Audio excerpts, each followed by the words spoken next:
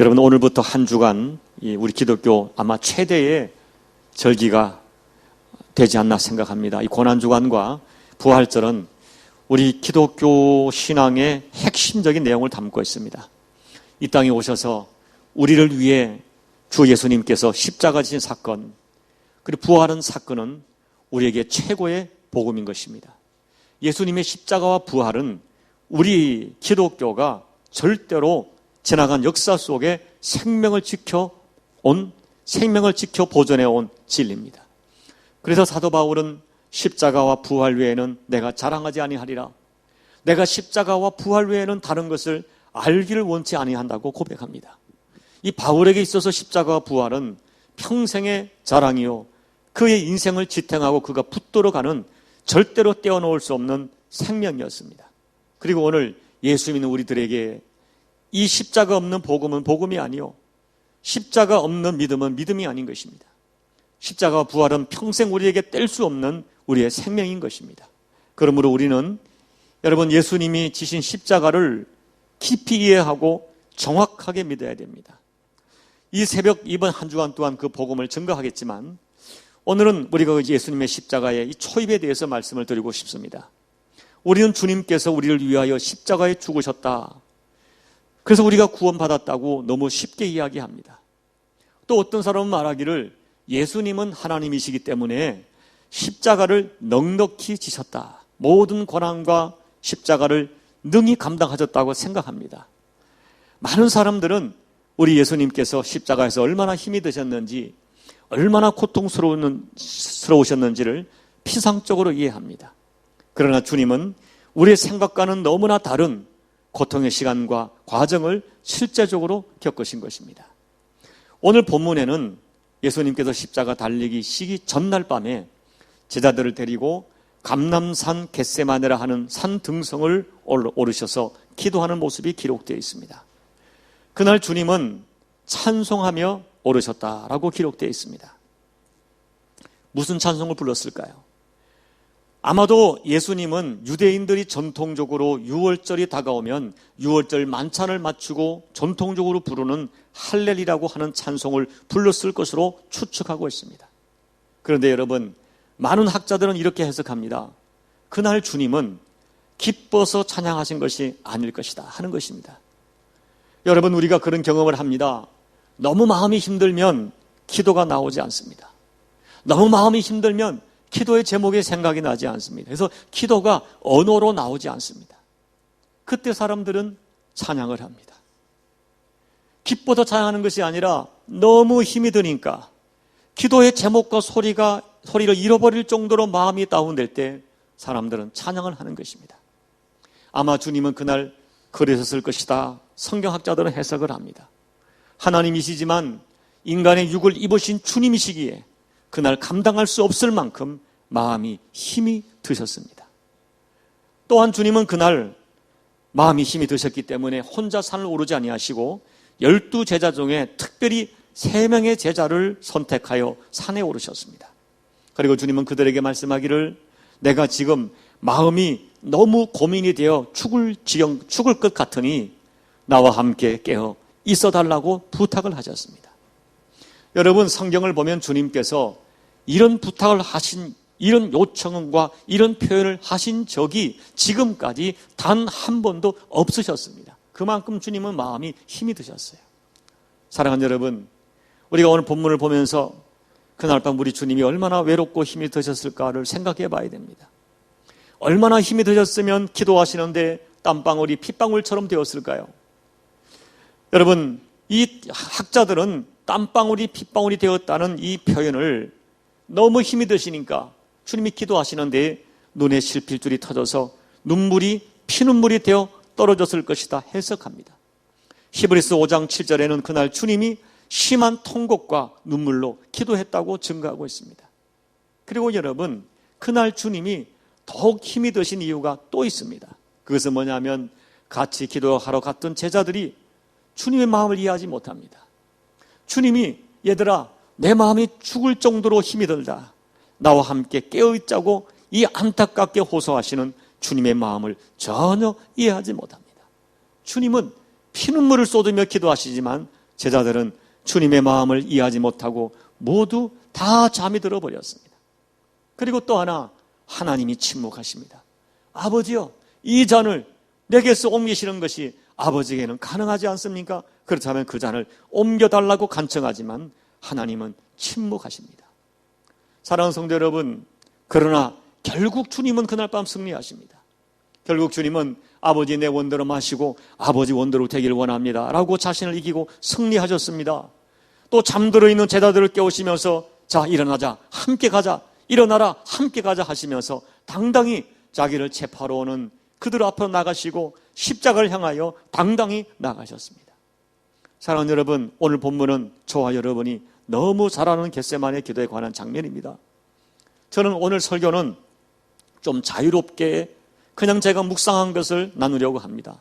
본문에 등장하는 예수님과 예수님의 제자들의 모습을 보면서 이것들을 신학적으로 해석하지 않고 그냥 제가 받은 그 은혜를 나누는 시간을 갖고자 합니다. 특별히 고난주간을 맞이해서 우리를 위해 십자가 지신 예수님을 깊이 묵상하는 저와 여러분들이 오늘 겟세마네 예수님에게서 제자들에게서 어떤 교훈을 받아야 합니까?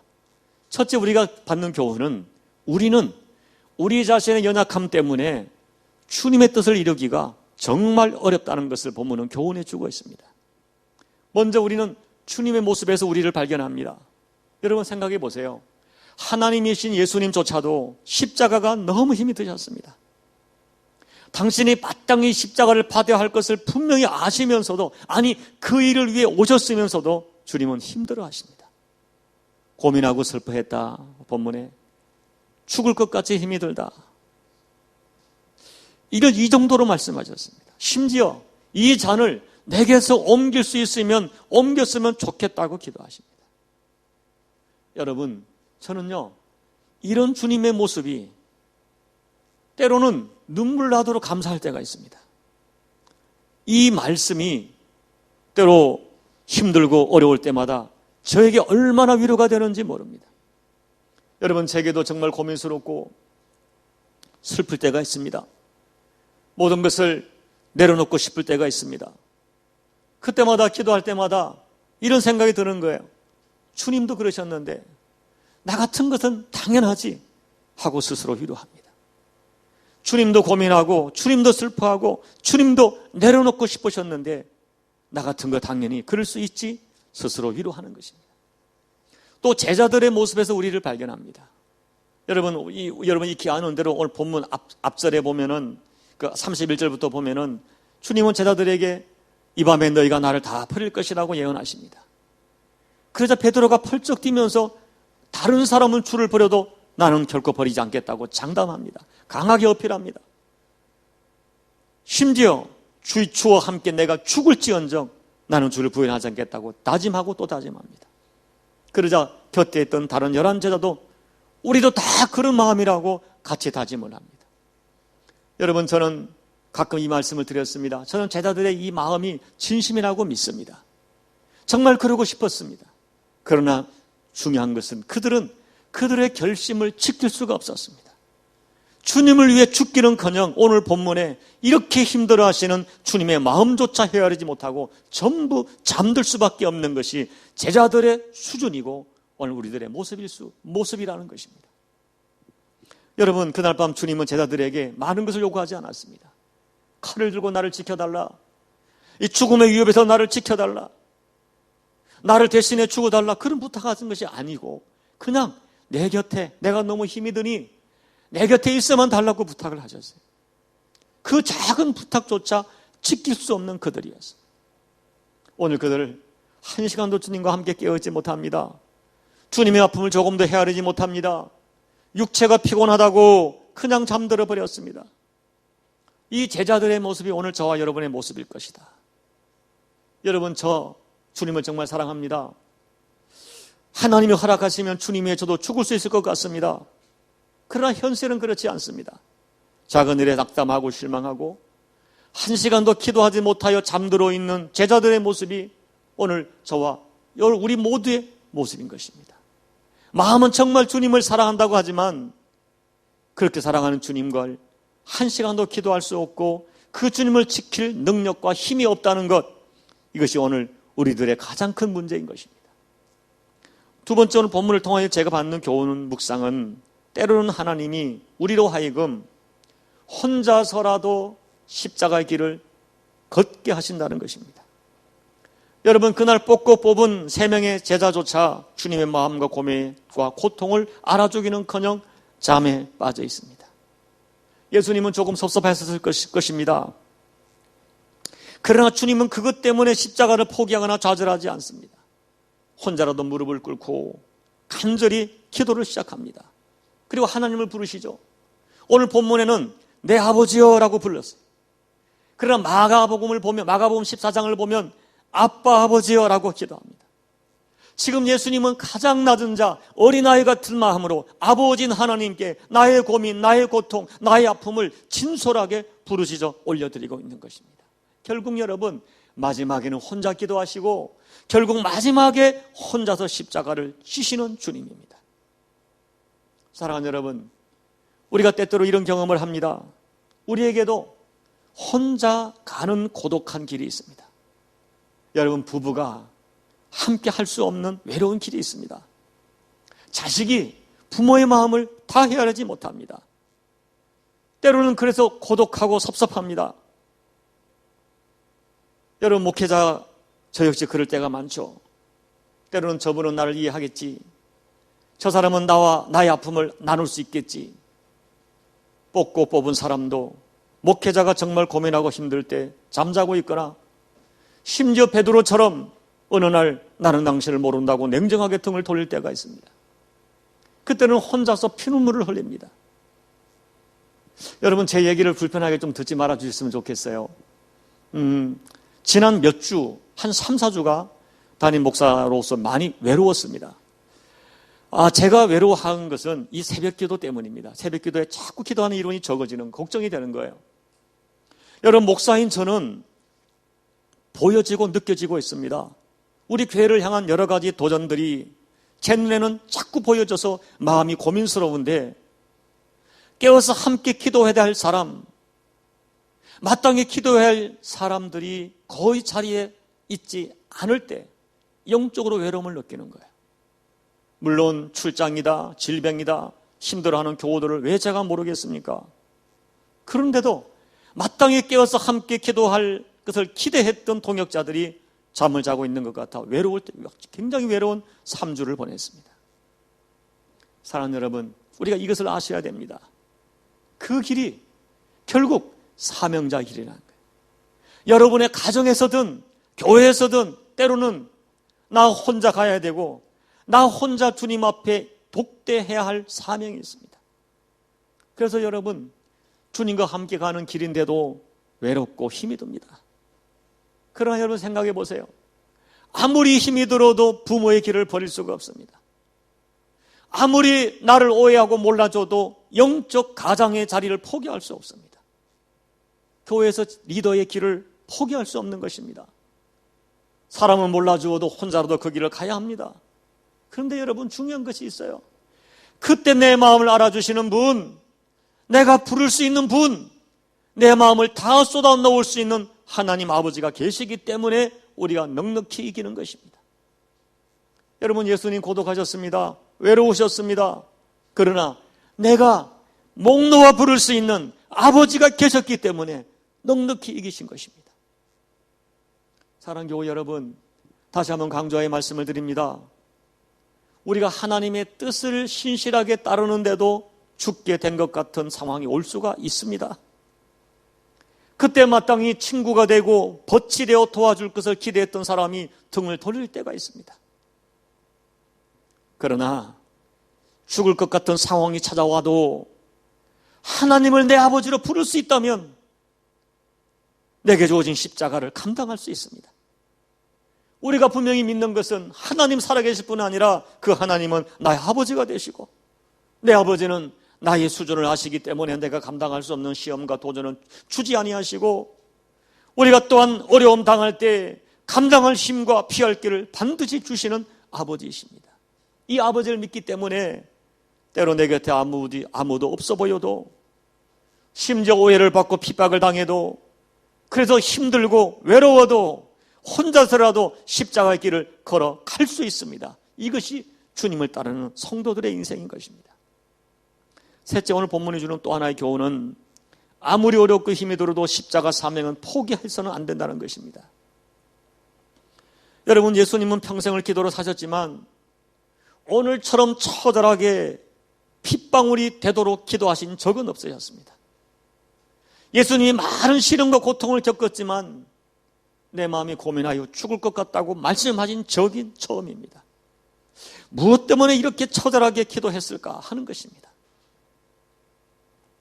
여러분, 오늘 본문을 보면 지금 주님은 내가 살고자 기도하시는 것이 아닙니다.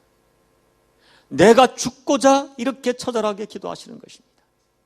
이 말을 바꾸면 예수님 속에도, 하나님이신 예수님 속에도, 육을 입은 주님 속에도 뭐예요? 내 뜻대로 살고자 하는 소원이 너무 강한 것입니다.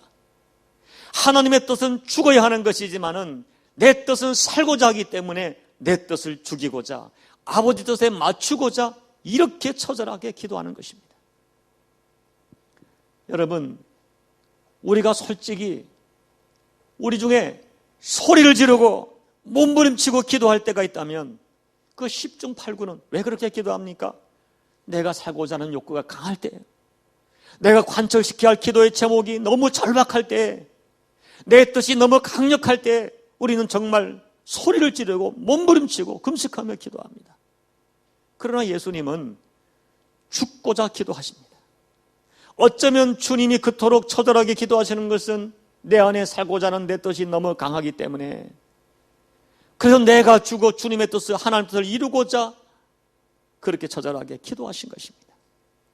여러분, 결국 신앙생활은 뭡니까? 겟세마네로 올라가는 거예요. 여러분, 우리는 우리 뜻대로 사고자 하는 욕구가 너무 강합니다. 그러나 우리는 우리 뜻대로 살아갈 사람들이 아니라 주님의 뜻대로 살아가야 할 주님의 종들입니다. 그렇기 때문에 우리에게는 늘 겟세마네가 있어야 돼. 나를 죽이는 그 겟세마네 현장이 있어야 됩니다. 그 겟세마네에서 내가 죽는 그 영적 체험을 해야만 됩니다.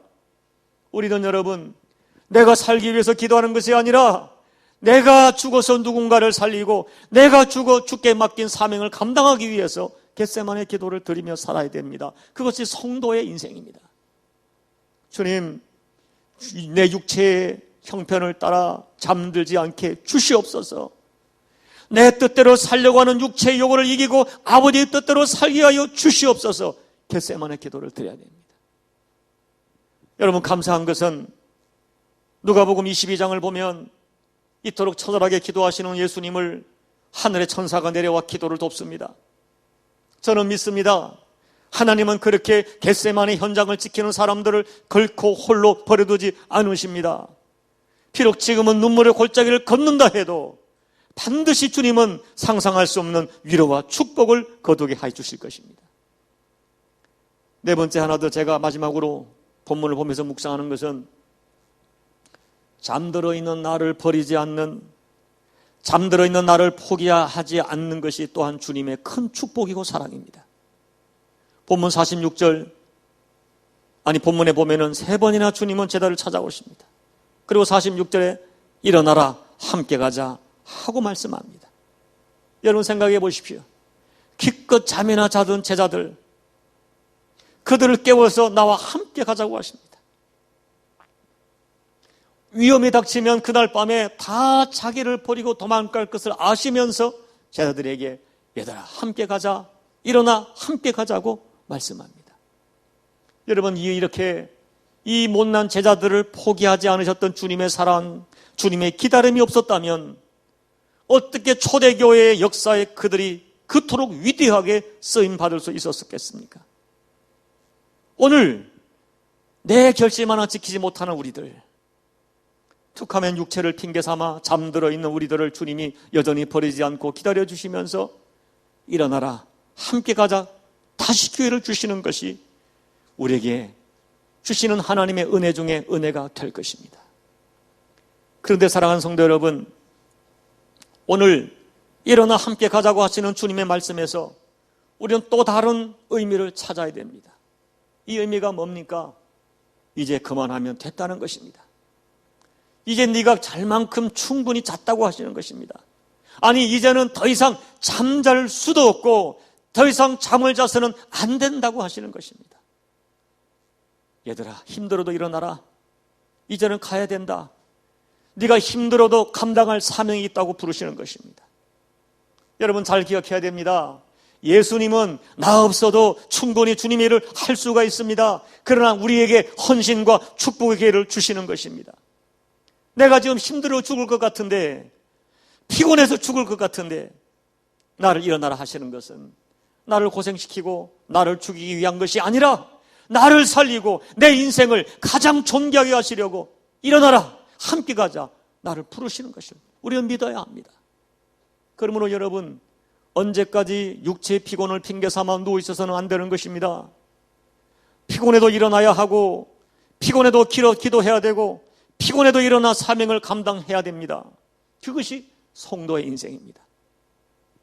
사랑하는 여러분, 우리는 꼭 기억해야 됩니다. 언제까지 내 발로 교회 나올 수 있는 것이 아닙니다. 언제까지 내가 원해서 찬양을 하고 기도할 수 있는 것이 아닙니다. 언제까지 내가 자원하여 기도하고 헌신할 시간이 나를 기다려주는 것이 아닙니다. 언제까지 자기 스스로 마음은 원하지만 육신이 약하다고 변명할 수 없습니다. 지금 일어나 기도하고, 지금 일어나 헌신하고, 지금 일어나 주님 따를 기회를 놓쳐버린다면 평생 후회로 남을 날이 있을 수 있다는 사실입니다. 이제 말씀을 맺습니다. 여러분, 일어나셔야 됩니다. 내가 죽을 것 같아도 일어나야 합니다. 여러분, 제발 육체의 피곤에 그냥 피곤하니까 그래, 쉽게 동의해서는 안 됩니다. 육체가 피곤하다고 육체의 요구에 그냥 너무 쉽게 동의해서 너무 쉽게 주저앉고 너무 쉽게 잠들어 버리는 교우들이 많습니다. 이 한 주간 고난주간입니다. 나를 체포해서 십자가로 끌고 갈 것을 아는 그 사람들 앞으로 당당하게 나가셨던 주님, 일어나라, 함께 가자 하시는 주님의 음성이 여러분 영혼 속에 들려져야 됩니다. 그래서 내가 져야 할 십자가가 있다면 아무리 피곤해도, 아무리 힘들어도, 아무도 몰라주어도 혼자서라도 그 십자가를 져야 합니다. 그것이 주님과 함께 가는 참된 성도의 인생입니다. 여러분, 부디 용기를 가지십시오. 용기를 가지고 일어나십시오. 주님이 도와주실 것입니다. 보이지 않지만 천사가 여러분을 도우실 것입니다. 그리하여 주님과 함께 승리하는 인생을 꼭 살아내시는 여러분 모두가 되시기를 예수님 이름으로 축복합니다. 기도드리겠습니다.